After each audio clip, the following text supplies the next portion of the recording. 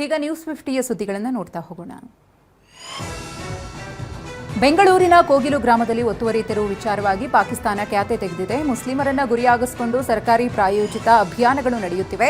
ಅವರ ಮನೆಗಳನ್ನು ಧ್ವಂಸ ಮಾಡಲಾಗುತ್ತಿದೆ ಅಂತ ಪಾಕಿಸ್ತಾನ ವಿದೇಶಾಂಗ ಸಚಿವಾಲಯ ಹೇಳಿದೆ. ಪಾಕ್ ಆರೋಪಕ್ಕೆ ಭಾರತ ಕೂಡ ತಿರುಗೇಟು ಕೊಟ್ಟಿದೆ. ಪಾಕಿಸ್ತಾನವೇ ಅಲ್ಪಸಂಖ್ಯಾತರನ್ನ ಬಲಿ ಮಾಡ್ತಿರೋದು. ಈ ಬಗ್ಗೆ ಕರಾಳ ಇತಿಹಾಸ ಹೊಂದಿರುವ ಪಾಕ್ ಹೇಳಿಕೆಯನ್ನು ತಿರಸ್ಕರಿಸುತ್ತೇವೆ ಅಂತ ಟಕ್ಕರ್ ಕೊಟ್ಟಿದೆ. ಕೋಗಿಲು ಪ್ರದೇಶದಲ್ಲಿ ಒತ್ತುವರಿ ತೆರವಿನಿಂದ ನಿರಾಶ್ರಿತರಿಗೆ ಸೂರು ಒದಗಿಸುವ ನಿಟ್ಟಿನಲ್ಲಿ ಸರ್ಕಾರ ಕಾರ್ಯೋನ್ಮುಖವಾಗಿದೆ. ಬೆಂಗಳೂರು ನಗರ ಜಿಲ್ಲಾಡಳಿತ, ಗ್ರೇಟರ್ ಬೆಂಗಳೂರು ಪ್ರಾಧಿಕಾರದ ಅಧಿಕಾರಿಗಳು ನಿರಾಶ್ರಿತರಿಂದ ದಾಖಲೆಗಳನ್ನು ಸಂಗ್ರಹಿಸುತ್ತಿದ್ದಾರೆ. ಮತದಾರರ ಗುರುತಿನ ಚೀಟಿ, ವಿದ್ಯುತ್ ಬಿಲ್, ಆಧಾರ್ ಚೀಟಿ, ತಾತ್ಕಾಲಿಕ ಆದೇಶ ಪ್ರತಿ, ಪಡಿತರ ಚೀಟಿಗಳನ್ನು ಪರಿಶೀಲನೆ ಮಾಡುತ್ತಿದ್ದಾರೆ. 2019ರ ಕೊಡಗು ಜಿಲ್ಲೆಯ ಪ್ರವಾಹ ಸಂತ್ರಸ್ತರಿಗೆ ಸರ್ಕಾರದಿಂದ ಇನ್ನೂ ಕೂಡ ಪರಿಹಾರ ಸಿಕ್ಕಿಲ್ಲ. ಕುಶಾಲನಗರ ತಾಲೂಕಿನ ಸಿದ್ದಾಪುರ, ಕರಡಿಗೋಡು, ನೆಲ್ಲಿಹುದಿಕೇರಿ, ಕುಂಬಾರಗುಂಡಿ ಗ್ರಾಮಗಳಲ್ಲಿನ ಸಂತ್ರಸ್ತರು ಪ್ಲಾಸ್ಟಿಕ್ ಹೊದಿಕೆಯ ಮನೆಗಳಲ್ಲೇ ವಾಸ ಮಾಡುತ್ತಿದ್ದಾರೆ.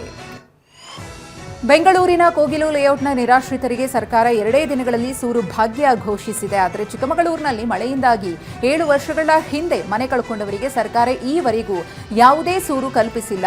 ಮನೆ ಮಧುಗುಂಡಿಯ 11 ಕುಟುಂಬಗಳಿಗೆ ಬಾಡಿಗೆ ಹಣ, ಮನೆ, ಕೃಷಿ ಭೂಮಿ ನೀಡಿಲ್ಲ ಅಂತ ಸಂತ್ರಸ್ತರು ಅಳಲು ತೋಡ್ಕೊಂಡಿದ್ದಾರೆ. ಕೋಗಿಲು ಒತ್ತುವರಿ ತೆರವಿನಿಂದ ಸಂತ್ರಸ್ತರಿಗೆ ಸರ್ಕಾರ ಮನೆ ನೀಡಲು ಮುಂದಾಗಿರುವುದಕ್ಕೆ ಕೇಂದ್ರ ಸಚಿವ ಪ್ರಹ್ಲಾದ್ ಜೋಶಿ ಕಿಡಿಕಾರಿದ್ದಾರೆ.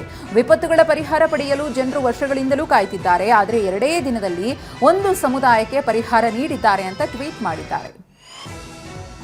ಕೋಗಿಲು ಗ್ರಾಮದಲ್ಲಿ ಒತ್ತುವರಿ ತೆರವಿಗೆ ಕೇರಳ ಸಿಎಂ ಆಕ್ಷೇಪದ ನಡುವೆಯೇ ಸಿಎಂ ಸಿದ್ದರಾಮಯ್ಯ ಇವತ್ತು ತಿರುವನಂತಪುರಂಗೆ ತೆರಳಲಿದ್ದಾರೆ.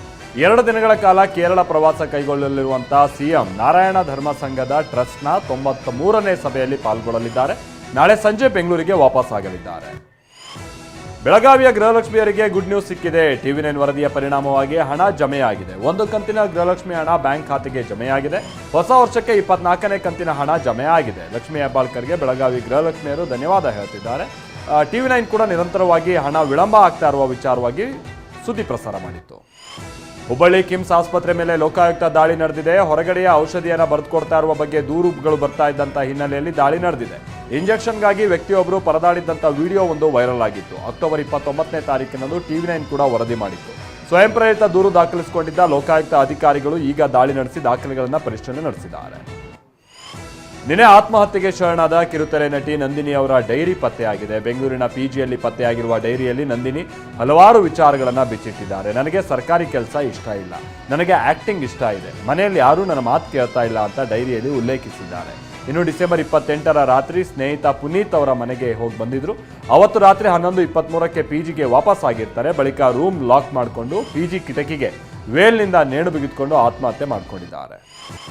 ಮೈಸೂರು ಜಿಲ್ಲೆಯ ಹುಣಸೂರಿನ ಚಿನ್ನಾಭರಣ ದರೋಡೆ ಪ್ರಕರಣಕ್ಕೆ ಸಂಬಂಧಪಟ್ಟಂತೆ 5 ವಿರುದ್ಧ FIR ದಾಖಲಾಗಿದೆ. 8 kg 34 ಗ್ರಾಂ ಚಿನ್ನವನ್ನು ದರೋಡೆ ಮಾಡಿದ್ದಾರೆ ಅಂತ FIRನಲ್ಲಿ ಉಲ್ಲೇಖಿಸಲಾಗಿದೆ. ಅಂದಾಜು 10 ಕೋಟಿ ಮೌಲ್ಯದ ಚಿನ್ನ ಮತ್ತು ವಜ್ರ ದರೋಡೆಯಾಗಿದೆ. 12 ಲಾಕೆಟ್, 8 ಬ್ರೇಸ್ಲೈಟ್, 84 ಬಳೆಗಳು, 150 ನೆಕ್ಲೆಸ್, 65 ಚೈನ್, ಹಾಗೆಯೇ 12 ಕಾಲ್ ಚೈನ್, 70 ಉಂಗುರ, 19 ಕರಿಮಣಿ ಸರ, 17 ಕಿವಿಯ ಡ್ರಾಪ್ಸ್ ಮತ್ತು 13 ಡೈಮಂಡ್ ರಿಂಗ್ಸ್ ಅನ್ನು ದರೋಡೆ ಮಾಡಲಾಗಿದೆ ಅಂತ ಉಲ್ಲೇಖ ಮಾಡಲಾಗಿದೆ. ಹುಣಸೂರು ಚಿನ್ನಾಭರಣ ಮಳಿಗೆಯಲ್ಲಿ ದರೋಡೆ ಪ್ರಕರಣ ಸಂಬಂಧ ಮತ್ತಷ್ಟು ಮಾಹಿತಿಗಳು ಬಯಲಾಗಿವೆ. ಸ್ಕೈ ಗೋಲ್ಡ್ ಅಂಡ್ ಡೈಮಂಡ್ ಶಾಪ್ಗೆ ನುಗ್ಗುವ ಮೊದಲು ಪಕ್ಕಾ ಪ್ಲಾನ್ ಮಾಡಿಕೊಂಡಿದ್ದಾರೆ. ಹೊಂಚು ಹಾಕಿರುವ ದೃಶ್ಯ ಪಕ್ಕದ ಅಂಗಡಿಯ ಸಿಸಿ ಕ್ಯಾಮೆರಾದಲ್ಲಿ ಸೆರೆಯಾಗಿದೆ. ಕೃತ್ಯವೆಸಗಿದ ಬಳಿಕ ಬೈಕ್ಗಳಲ್ಲಿ ದರೋಡೆಕೋರರು ಎಸ್ಕೇಪ್ ಆಗಿದ್ದಾರೆ. ಖದೀಮರನ್ನ ಅಂಗಡಿ ಸಿಬ್ಬಂದಿ ಬೆನ್ನತ್ತಿ ಓಡ್ತಾ ಇರುವ ದೃಶ್ಯಗಳು ಕೂಡ ಸಿಸಿ ಕ್ಯಾಮೆರಾದಲ್ಲಿ ಸೆರೆಯಾಗಿದೆ. ಕಿಡಿಗೇಡಿಗಳಿಗೆ ಕಲ್ಲು ಹೊಡೆಯಲು ಯತ್ನಿಸಿದ್ದಾರೆ. ಆದರೆ ತಕ್ಷಣ ದರೋಡೆಕೋರರು ಗನ್ನಿಂದ ಫೈರ್ ಮಾಡಿದ್ದಾರೆ. ದಕ್ಷಿಣ ಕನ್ನಡ ಜಿಲ್ಲೆ ಪುತ್ತೂರು ಬಿಜೆಪಿ ಮುಖಂಡನ ಮಗನ ಲವ್ ಸೆಕ್ಸ್ ದೋಖಾ ಕೇಸ್ ಸಂತ್ರಸ್ತೆ ನ್ಯಾಯಕ್ಕಾಗಿ ಅಲೆದಾಡುತ್ತಿದ್ದಾರೆ. ಸಂಧಾನ ಮಾತುಕತೆ ನಡೆಸಿದ್ರೂ ನ್ಯಾಯ ಸಿಕ್ತಿಲ್ಲ. ಮಗುವಿನ DNA ವರದಿಯಲ್ಲಿ ಪಾಸಿಟಿವ್ ಬಂದರೂ ಸಂತ್ರಸ್ತೆ ಜೊತೆ ಮದುವೆಗೆ ಆರೋಪಿ ಕೃಷ್ಣ ಜೆ ರಾವ್ ನಿರಾಕರಿಸುತ್ತಿದ್ದಾನೆ ಅಂತ ಆಕ್ರೋಶ ವ್ಯಕ್ತಪಡಿಸಿದ್ದಾರೆ. ಬೆಂಗಳೂರು ದಕ್ಷಿಣ ಜಿಲ್ಲೆಯ ಮಾಗಡಿಯಲ್ಲಿ ಪತಿ ಒಡೆತನದ ಶಿಕ್ಷಣ ಸಂಸ್ಥೆ ಮುಂದೆ ಪತ್ನಿ ಧರಣಿ ಮಾಡುತ್ತಿದ್ದಾರೆ. ವರದಕ್ಷಿಣೆ ಕಿರುಕುಳ ವಿಚಾರವಾಗಿ ಪತ್ನಿ ಪ್ರೀತಿಯನ್ನ ಪತಿ ರೂಪೇಶ್ ಮನೆಯಿಂದ ಹೊರಹಾಕಿದ್ದ ನ್ಯಾಯಕ್ಕಾಗಿ ಇದೀಗ ಪತ್ನಿ ಹೋರಾಡುತ್ತಿದ್ದಾರೆ. ರಾಯಚೂರಿನಲ್ಲಿ ರೈತ ಮಹಿಳೆಗೆ ವಂಚನೆ ಮಾಡಲಾಗಿದೆ. ಸಿರವಾರ ತಾಲೂಕಿನ ಜ್ಯೋತಿ ಅನ್ನೋ ರೈತ ಮಹಿಳೆ ಬ್ಯಾಂಕ್ ಖಾತೆಗೆ ಸೈಬರ್ ಕಳ್ಳರು ಕನ್ನ ಹಾಕಿದ್ದಾರೆ. ಹತ್ತಿ ಮಾರಾಟದಿಂದ ಬಂದ 6,69,000 ಹಣವನ್ನು ಎಗರಿಸಿದ್ದಾರೆ. ಬಾಗಲಕೋಟೆಯ ಬಾದಾಮಿಯಲ್ಲಿ ಕಳ್ಳರು ಕೈಚಳಕ ತೋರಿದ್ದಾರೆ. ಮುಮರೆಡ್ಡಿ ಕೊಪ್ಪ ಮನೆಯೊಂದರಲ್ಲಿ ಯಲ್ಲಮ್ಮ ದೇವಿಯ ಬಂಗಾರದ ಪಾದವನ್ನು ಕದ್ದೊಯ್ದಿದ್ದಾರೆ. ಇತರೆ 5 ಮನೆಗಳಲ್ಲಿ ಕಳ್ಳತನಕ್ಕೆ ವಿಫಲ ಯತ್ನ ನಡೆದಿದೆ. ಚಿತ್ರದುರ್ಗದಲ್ಲಿ ಅಕ್ರಮವಾಗಿ ನಿರ್ಮಿಸಿಕೊಂಡಿದ್ದ ಅಂಗಡಿಗಳನ್ನು ತೆರವುಗೊಳಿಸಲಾಯಿತು. ನಗರದ ಚಳ್ಳಕೆರೆ ಗೇಟ್ನಲ್ಲಿ ತಲೆ ಎತ್ತಿದ್ದ ಈ ಹಣ್ಣು ತರಕಾರಿ ಮತ್ತೆ ಈ ಟೀ ಸ್ಟಾಲು, ಗುಜರಿ ಅಂಗಡಿ ಇವುಗಳನ್ನೆಲ್ಲ ತೆರವು ಮಾಡಲಾಗಿದೆ. ನಗರಸಭೆ ಅಧಿಕಾರಿಗಳ ವಿರುದ್ಧ ವ್ಯಾಪಾರಿಗಳು ಆಕ್ರೋಶ ಹೊರಹಾಕ್ತಿದ್ದಾರೆ. PSI ನೇಮಕಾತಿ ಹಗರಣದ king pin RD Patil Kalaburagi ಜೈಲಿನಲ್ಲಿ ಕಿರಿಕ್ ಮಾಡಿದ್ದಾನಂತೆ.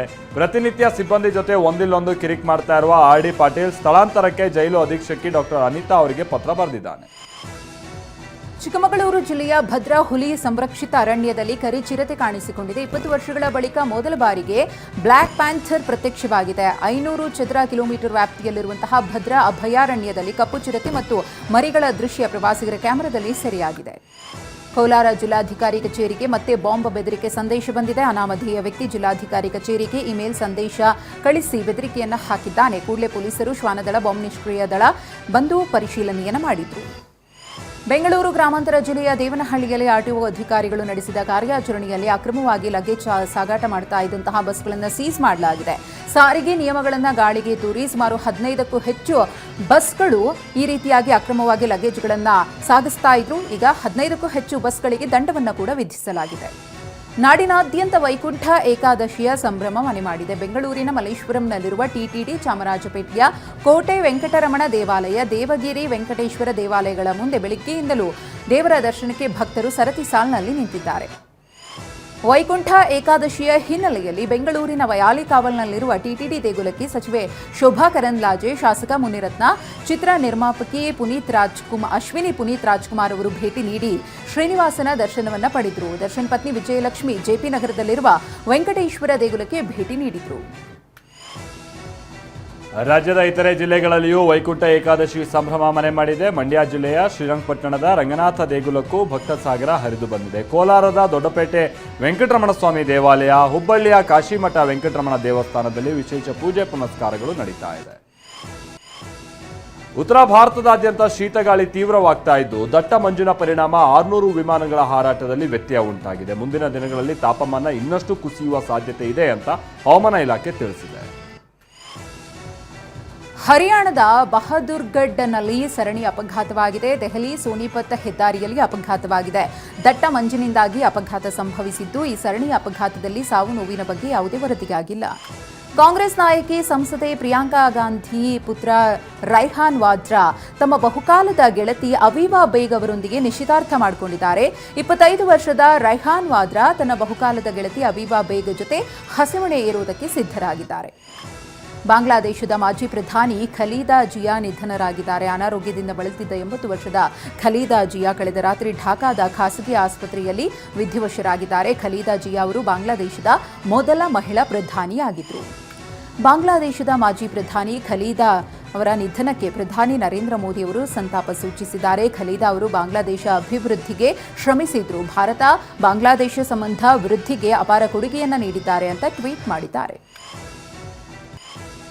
ಇಂಗ್ಲೆಂಡ್ ಟೆಸ್ಟ್ ತಂಡಕ್ಕೆ ಕೋಚ್ ಆಗುವಂತೆ ರವಿಶಾಸ್ತ್ರಿಗೆ ಬಿಗ್ ಆಫರ್ ಬಂದಿದೆ. ಬ್ರೆಂಡನ್ ಮೆಕಲಮ್ಗೆ ಇಂಗ್ಲೆಂಡ್ ತಂಡದ ಕೋಚ್ ಹುದ್ದೆಯಿಂದ ಗೇಟ್ ಪಾಸ್ ಸಿಗುವ ಸಾಧ್ಯತೆ ಇದೆ. 2017ರಿಂದ 2021ರವರೆಗೂ ರವಿಶಾಸ್ತ್ರಿ ಭಾರತ ತಂಡಕ್ಕೆ ಮುಖ್ಯ ಕೋಚ್ ಆಗಿ ಕಾರ್ಯನಿರ್ವಹಿಸಿದ್ದರು.